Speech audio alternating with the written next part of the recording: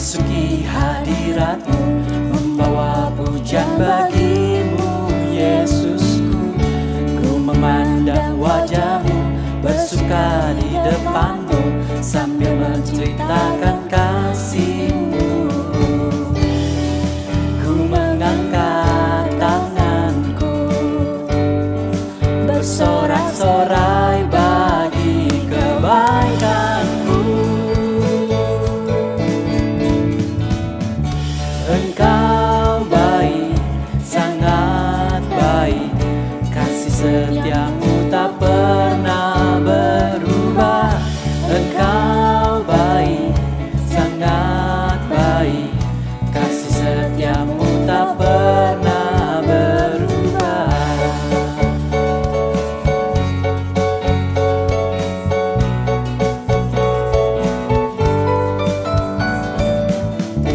Dengan hati bersyukur masuki hadirat-Mu, membawa pujian bagi-Mu Yesusku.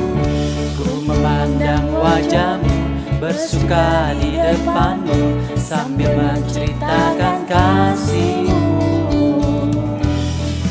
Ku mengangkat tanganku, bersorak-sorai bagi kebaikan-Mu.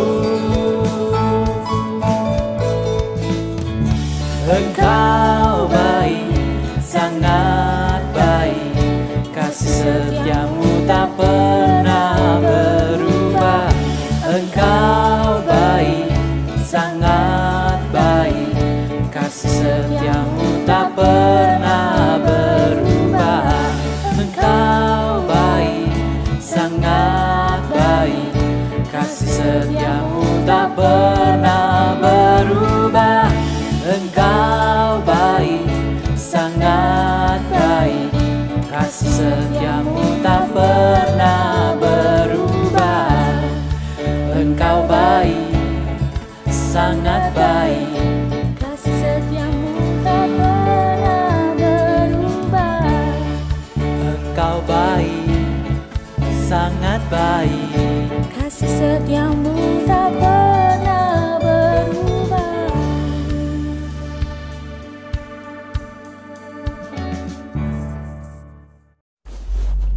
Shalom saudara-saudaraku yang kekasih di dalam Tuhan Yesus Kristus. Puji Tuhan, kalau hari ini Minggu tanggal 10 Maret 2024, Tuhan kita Yesus Kristus yang maha baik, maha penyabar, luar biasa kasih setianya, masih memberikan kita hidup dan dapat beribadah. Terpujilah Tuhan.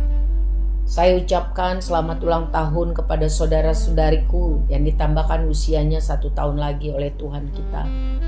Semoga saudara sehat rohani, sehat jasmani, diberkati Tuhan untuk hidup jadi berkat bagi banyak orang demi kemuliaan Tuhan. Saudara, di penghujung bulan ini kita akan merayakan hari Kamis malam Getsemani, Jumat Agung, dan Hari Kebangkitan Tuhan Yesus, Paskah. Jadi kita akan fokus di dalam kitab Roma, karena tahun ini temanya ada di dalam Roma 6, supaya kita mengerti apa makna yang tersirat dari peristiwa-peristiwa tersebut, agar kita semakin mengasihi Tuhan, karena kita sungguh-sungguh berhutang kepadanya. Mari kita berdoa mohon berkat Tuhan. Bapa yang baik, terima kasih untuk kasih, setia, kesabaran, kemurahan Tuhan. Mohon ampun kami Tuhan untuk semua dosa salah kami. Payakan kami memuji, menyembah, beribadah, dan mendengar firman-Mu. Berkati kami supaya kami mengerti dan mengalami perubahan dalam kehidupan, sehingga setiap hari kami lebih menjadi pelaku firman, hidup menyenangkan Tuhan. Kami mohon berkat Tuhan. Di dalam nama Tuhan Yesus kami berdoa. Amin. Saudara, kitab Roma. Kita buka Roma 1. Surat Paulus kepada jemaat di Roma. Paulus menulis suratnya kepada jemaat di Roma dengan menggambarkan secara jelas bahwa semua manusia itu berdosa. Jadi semua manusia memerlukan pengampunan dosa. Tidak ada manusia yang bisa menyucikan dirinya sendiri dengan amal ibadah. Hanya ada pengampunan melalui kemurahan Tuhan waktu kita percaya beriman kepada Yesus Kristus. Dan sesudah kita percaya, kitab Roma mengajarkan apa yang harus dihasilkan dari iman percaya itu. Jadi kitab Roma mengajar betapa pentingnya iman kepada Yesus Kristus, dan sebagai orang yang percaya, yang beriman, bagaimana cara kita menjalani kehidupan Kristen kita. Dengan iman kita memiliki harapan akan hidup yang kekal. Dan itu gratis. Tapi menjalani kehidupan itu banyak hal yang harus dibayar. Ngikut Kristus itu berarti memikul salib dan menyangkal diri. Roh Kudus menyertai, memampukan, menolong, mengajar, dan memimpin. Baik, kita baca dari Roma 1 ayat 1. Dari Paulus, hamba Kristus Yesus yang dipanggil menjadi rasul dan dikuduskan untuk memberitakan Injil. Injil itu telah dijanjikannya sebelumnya dengan perantaraan nabi-nabinya dalam kitab-kitab suci tentang anaknya yang menurut daging diperanakkan dari keturunan Daud dan menurut roh kekudusan dinyatakan oleh kebangkitannya dari antara orang mati, bahwa ia adalah anak Allah yang berkuasa, Yesus Kristus Tuhan kita. Dengan perantaraannya kami menerima kasih karunia dan jabatan rasul untuk menuntun semua bangsa supaya mereka percaya dan taat kepada namanya. Ayat 6, kamu juga termasuk di antara mereka, kamu yang telah dipanggil menjadi milik Kristus. Kepada kamu sekalian yang tinggal di Roma, yang dikasihi Allah, yang dipanggil dan dijadikan orang-orang kudus, kasih karunia menyertai kamu, dan damai sejahtera dari Allah Bapa kita dan dari Tuhan Yesus Kristus. Saudara, Paulus menulis surat ini kepada jemaat di Roma. Kemungkinan besar gereja Roma didirikan oleh orang percaya yang berada di Yerusalem ketika hari Pantekosta yang pertama, Kisah Para Rasul 2 ayat 10. Contohnya Priscilla dan Aquila. Mereka adalah orang-orang yang akhirnya percaya kepada Kristus di bawah pemberitaan Injil yang disampaikan Paulus. Paulus menulis surat Roma selama pelayanannya di Korintus untuk menguatkan orang percaya di Roma kepada kasih kuasa Kristus, dan untuk menyatakan betapa rindunya Paulus mengunjungi mereka suatu hari kelak. Untuk melakukannya, untuk meneguhkan iman percaya mereka kepada Kristus, karena pada saat itu belum ada kitab perjanjian baru, belum ada Injil yang dibukukan. Jadi surat ini adalah seperti literatur Kristen yang pertama yang mendapat dilihat oleh orang-orang Kristen di Roma.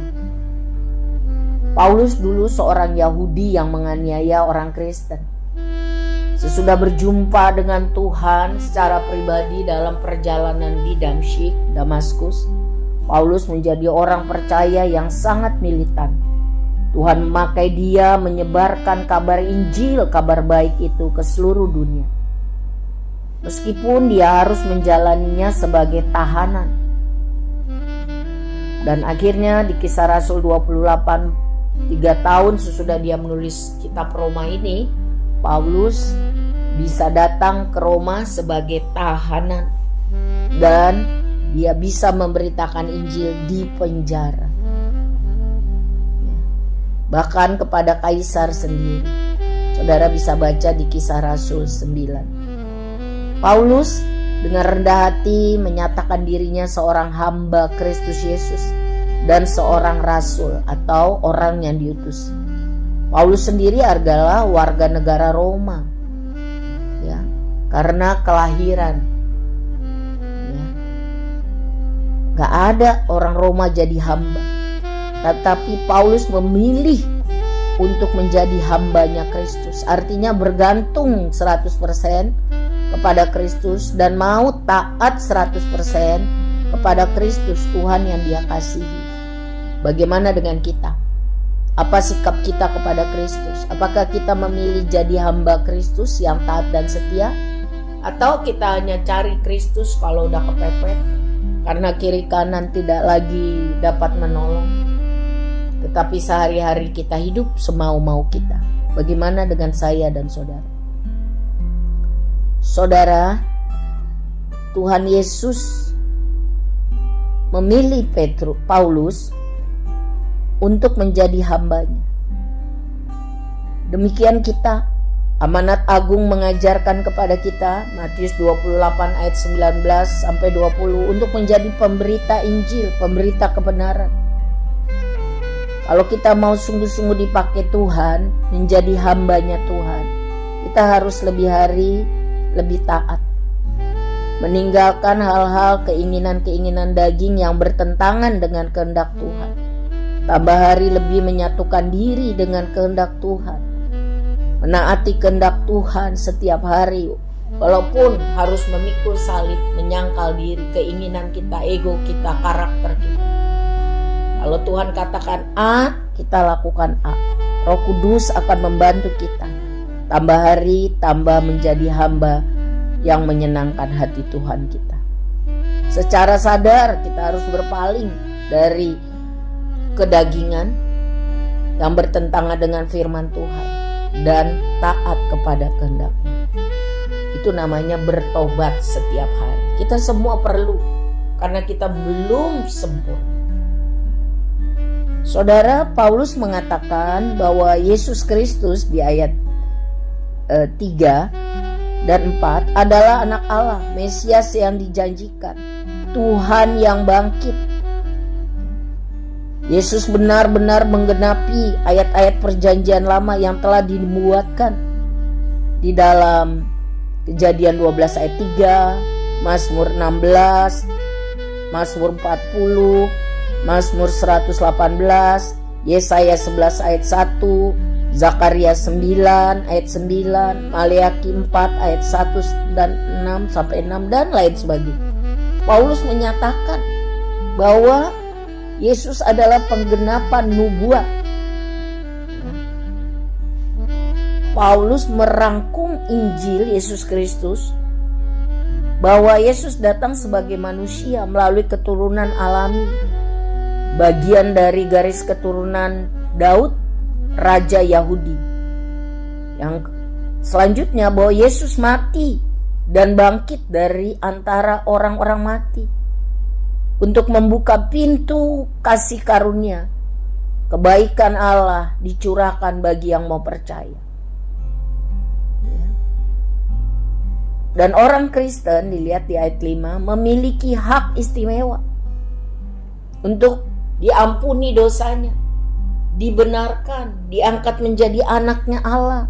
Seorang yang tadinya sampah dibenarkan, diampuni, disucikan, dan juga punya tanggung jawab yang besar, yaitu menjadi pemberita kabar baik atau Injil. Diberi tanggung jawab, otoritas untuk memberitakan Injil tentang apa yang Tuhan kerjakan di dalam hidup kita, tentang kemurahan Tuhan, kesabaran Tuhan, sampai hari ini memberi kita kesempatan mengampuni dosa kita waktu kita percaya kepadanya, menceritakan bagaimana dulu kita gelap, tapi Tuhan memproses, membawa kita pada terangnya yang ajaib. Jadi selain ada hak istimewa, yaitu keselamatan, pengampunan dosa waktu kita percaya kepada Yesus, kita punya tanggung jawab yang besar yang diberikan Tuhan untuk jadi kesaksian, untuk jadi misionaris, pemberita Injil dalam perkataan dan perbuatan, menjadi utusan Kristus, duta besar, agen representasi Tuhan. Jadi bukan sembarangan hidup, bukan sembarangan ngomong. Sekarang saya lihat anak-anak muda biasa sebut temennya anjing gitu. Itu menandakan bukan menghina tapi keakraban. Sebagai utusan Kristus, kita harus memilih kata-kata, cara hidup, cara berpakaian, cara menonton, mengisi waktu, menggunakan uang dan sebagainya.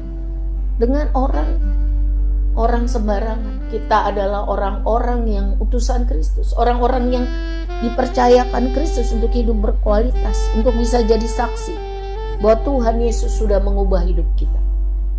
Dulu hancur, dulu kacau, sekarang karena Kristus jadi benar. Karena Kristus jadi bisa benar. Itu saudara-saudara, itu yang didorong oleh Paulus. Orang Yahudi dan orang Kristen, ayat 6, sama-sama menentang agama kepercayaan orang Romawi yang banyak menyembah berhala. Ya. Banyak sekali berhala-berhala di Italia itu sampai hari ini. Paulus mengatakan bahwa setiap orang yang percaya kepada Kristus, Yahudi atau bukan Yahudi, sudah dianggap sebagai anak Allah, jadi menjadi satu keluarganya Kristus, umat kepunyaan Tuhan, satu keluarga secara rohani, saling menolong, saling membantu, saling mendoakan, saling mendukung. Berupaya keras untuk menjadi hidup kudus, supaya bisa menjadi misionarisnya Tuhan di dunia ini. Saling memperhatikan, saling mendukung, saling mendorong, saling mendoakan. Di ayat 7 dikatakan Roma, ya, kepada kamu sekalian yang tinggal di Roma yang dikasihi Tuhan, dipanggil dan dijadikan, diproses itu ya, orang kudus. Kasih karunia Tuhan menyertai kamu, damai sejahtera Allah ada bagi kamu. Saudara, orang-orang Roma ya yang tidak percaya kepada Yesus itu menyembah banyak dewa. Bahkan kaisarnya aja disembah karena dianggap dewa. Pengikut Kristus, orang Yahudi maupun tidak, hanya percaya satu Tuhan yang benar, ya, tidak menyembah yang lain, dan harus hidup menurut standar moral Tuhan yang sangat berkualitas, yang tinggi. Berbeda dengan orang-orang yang saat itu hidup semau-maunya saja. Jadi dalam banyak hal orang-orang Kristen sangat bertentangan dengan orang-orang yang tidak percaya kepada Kristus. Ya, di dalam cara hidup, pola pikir, orang-orang di Roma sangat bergantung, mengandalkan kekuatan militer, kekayaan, karena mereka merasa hebat, terlindungi. Tapi orang-orang Kristen di sepanjang zaman itu hanya tahu bahwa perlindungan sumber rasa aman hanya karena Tuhan, Bapa kita yang kekal, juru selamat. Karena sadar bahwa kekayaan, kekuatan, kepintaran itu tidak ada yang kekal, tidak ada yang abadi. Jadi pola pikirnya aja udah berubah, udah berbeda. Yang disembah itu beda. Kalau orang-orang di Roma saat itu yang tidak percaya atau belum percaya pada Kristus itu menyembah. Hampir setiap 2 meter ada patung-patung yang disembah. Dan itu masih ada sampai sekarang, saudara. Masih banyak patung-patung itu. Ya. Paulus memakai kata ayat 8, aku mengucap syukur kepada Allahku oleh Yesus Kristus. Ia menekankan bahwa Kristus satu-satunya perantara antara manusia dengan Allah, bukan yang lain. Bukan Maria, bukan Santo atau Santa, bukan. Semua manusia berdosa, hanya karena anugerah waktu percaya kepada Kristus dosa diampuni. Hanya melalui Kristus ada kasih karunia, ada pengampunan. Sebab itu kita diajar untuk memberikan rasa syukur dengan perkataan, dengan perbuatan. Orang-orang Kristen di Roma pusat kekuasaan politik, sangat menonjol, sangat kaya, ya, dikenal oleh banyak orang. Karena apa? Cara hidup mereka berbeda.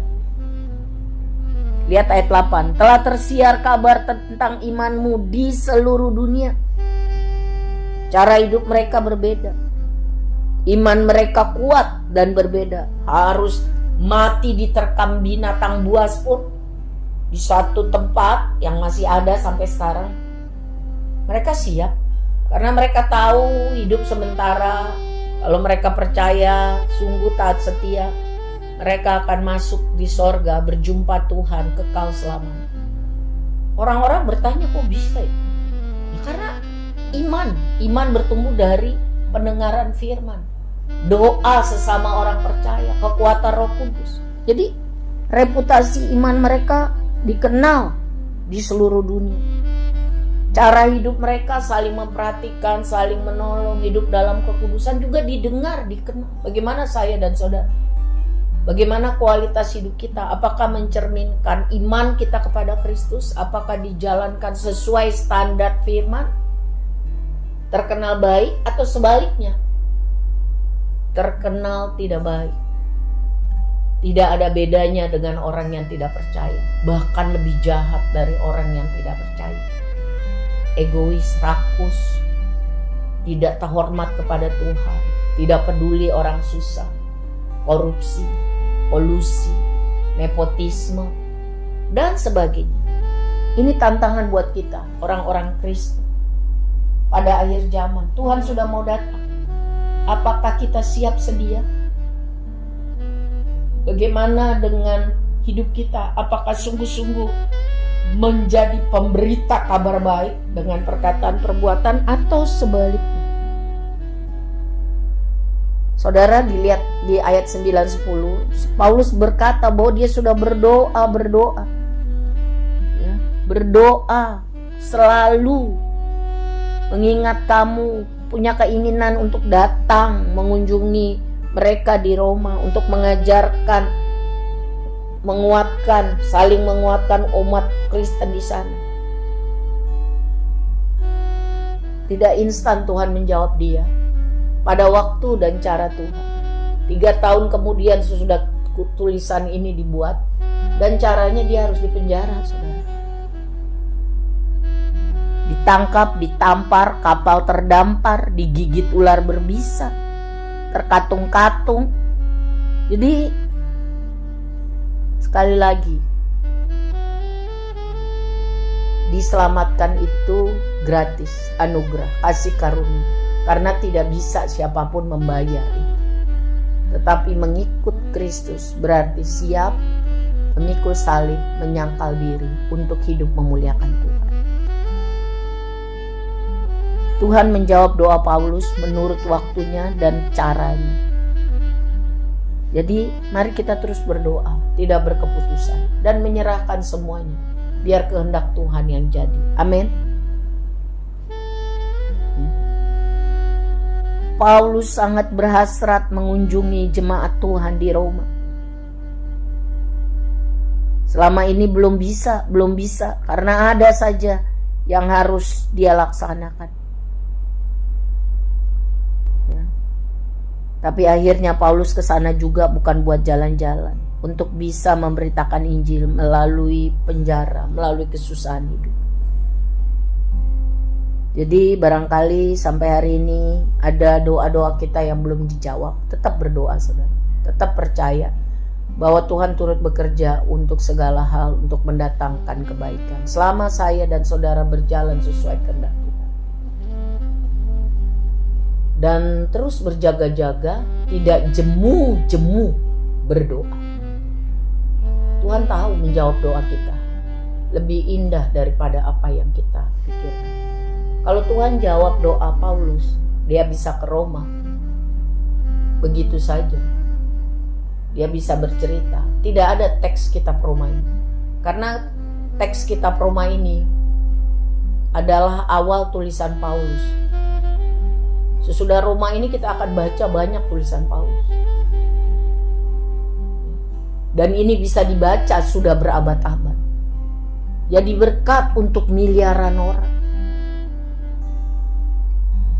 Karena keadaan susah, terjepit, makanya Paulus harus menulis banyak surat melalui penjara. Bayangkan saudara, kalau Paulus dalam keadaan nyaman, dia datang kunjungan, tidak ada bukti otentik tertulis. Jadi Tuhan tahu bagian saya dan saudara mempersiapkan diri hati untuk sungguh-sungguh menjadi hamba Tuhan yang taat setia. Pikiran kita keterbatas, pikiran Tuhan tidak terbatas. Paulus menyerahkan seluruh hidup dan keinginannya hanya kepada Tuhan. Dia ingin menyebarkan kabar baik sampai ke seluruh dunia, menggenapi amanat agung Tuhan. Dia mengerti bahwa dia mempunyai kewajiban.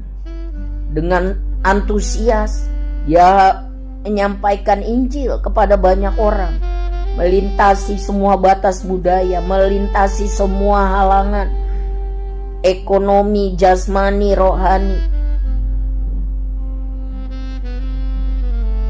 Dia melakukan tugas, tanggung jawab, kesempatan yang Tuhan berikan, hidup yang Tuhan berikan dengan sangat antusias, dengan semangat, dengan senang. Sehingga Tuhan memampukan dia menanggung banyak-banyak hal yang sulit. Karena dia tahu dia harus membalas kasih setia Tuhan. Dan apapun yang dia lakukan tidak bisa membalas kasih setia kemurahan Tuhan. Apakah kita sudah sampai kepada pengertian itu?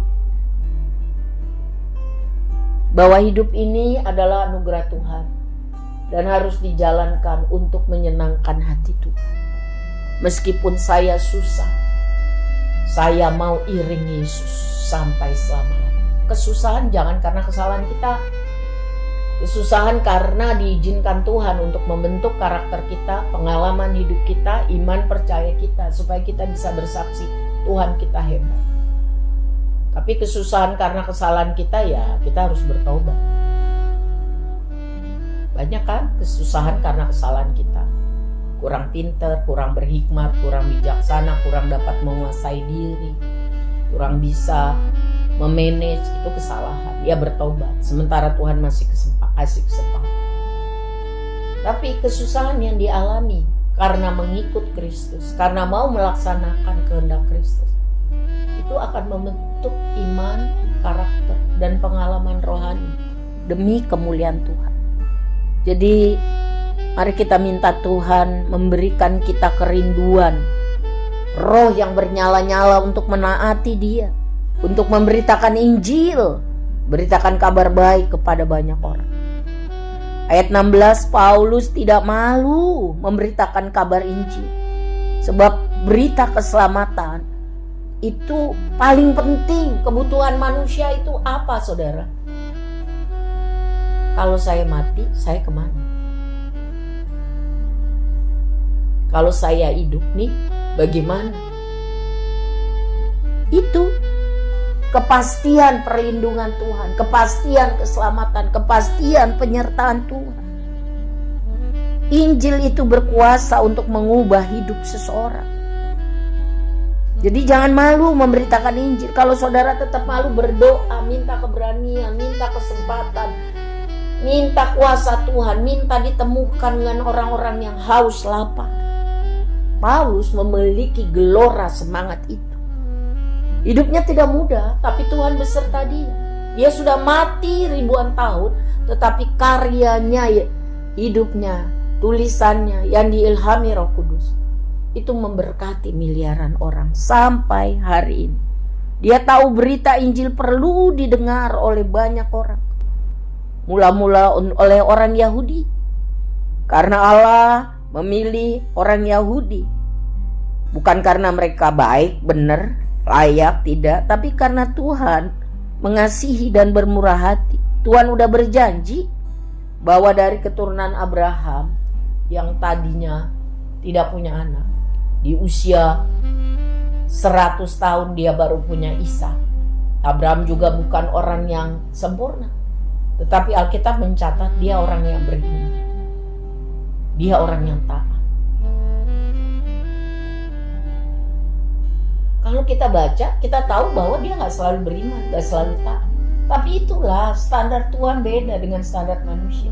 Jadi mari saudara semangat. Sementara Tuhan masih kasih kesempatan kita hidup, bertobat setiap hari, hidup dalam iman, dan tambah hari tambah taat, supaya Tuhan bisa pakai kita. Kembali ke ayat 16. Tuhan memberkati orang Yahudi sampai hari ini. Mereka pintar, supaya mereka bisa menjadi berkat bagi banyak bangsa.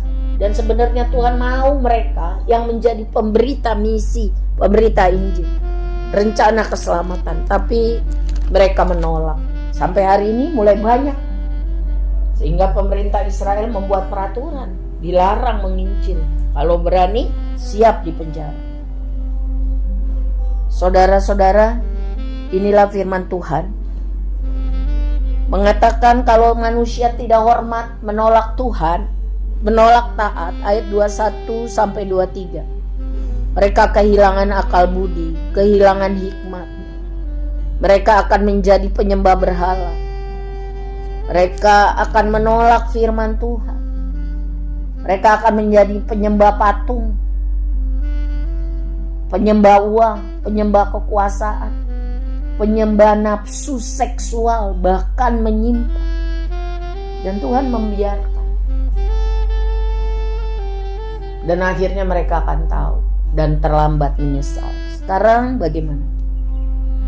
Terang-terang firman Tuhan katakan bahwa seks harus diperlakukan dengan sangat hormat.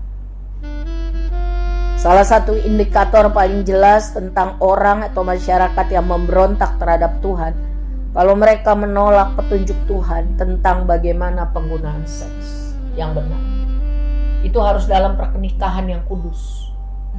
Itu hanya oleh seorang laki-laki dan perempuan.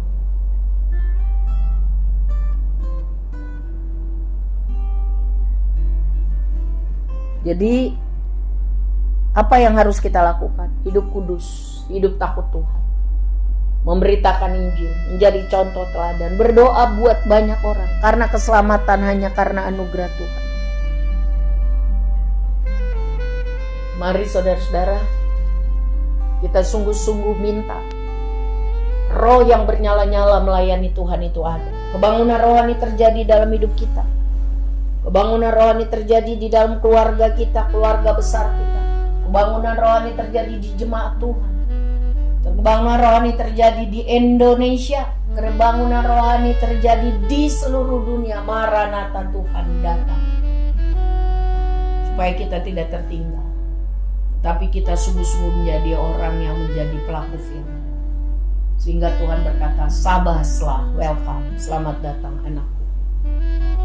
Saudara, kalau kita melakukan firman Tuhan, walaupun banyak susah, janji firman Tuhan, Tuhan menyertai sampai kesudahan zaman. Kiranya pembahasan kita perumah satu ini membangkitkan iman percaya kita, membuat kita tambah mengerti untuk apa Tuhan masih kasih kita hidup sampai hari ini. Untuk menceritakan kabar baik, untuk menjadi agen representasi Tuhan. Kita punya hak istimewa atau privilege. Jangan lupa, kita punya kewajiban. Tuhan memampukan kita menjadi utusan Kristus yang mumpuni demi kemuliaan.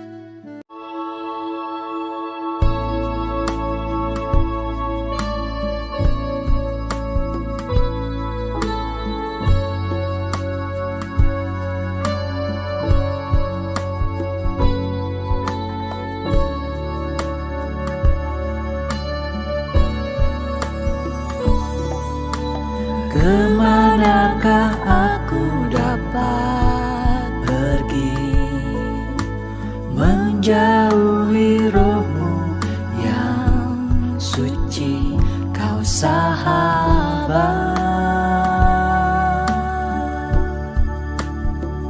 dan Kau dekat.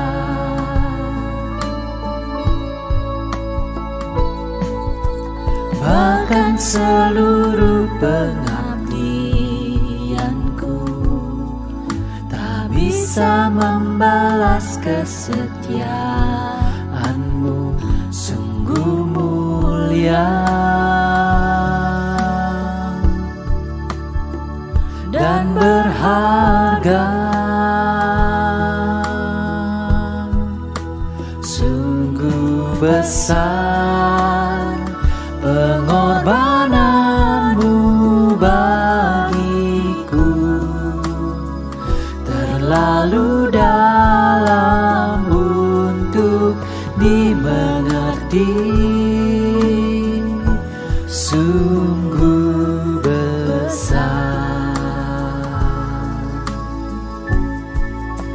sungguh indah yang Kau pikirkan tentangku, tak terselami bagiku. Sungguh indah.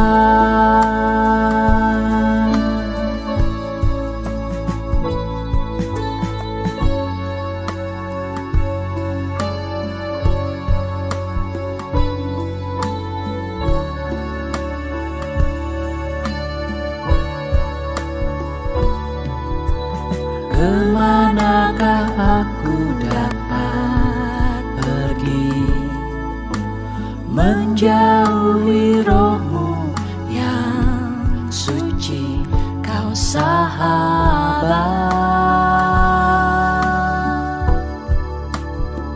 dan Kau dekat.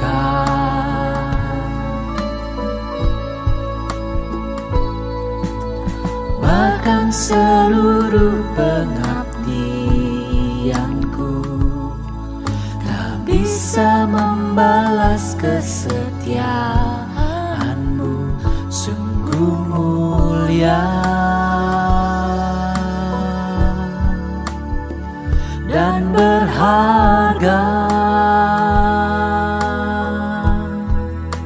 Sungguh besar pengorbanan-Mu bagiku, terlalu dalam untuk dimengerti. Sungguh besar, sungguh indah yang Kau pikirkan tentangku, tak terselami bagiku. Sungguh indah,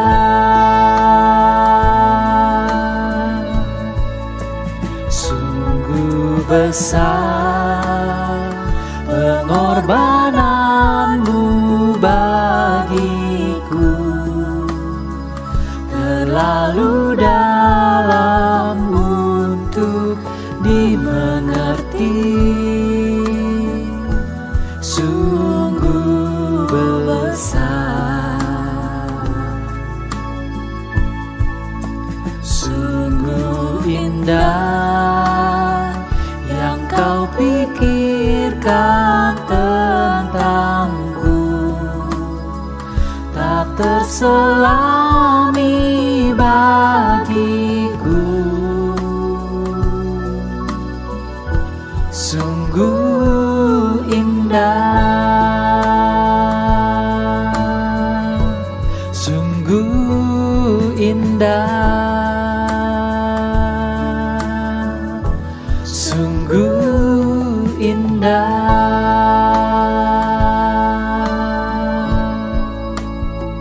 Kita berdoa. Bapa yang baik, terima kasih. Kita perumah membukakan kami, pikiran kami, untuk apa kami hidup. Tolong kami menjadi pelakunya. Roh Kudus, ajari kami terus.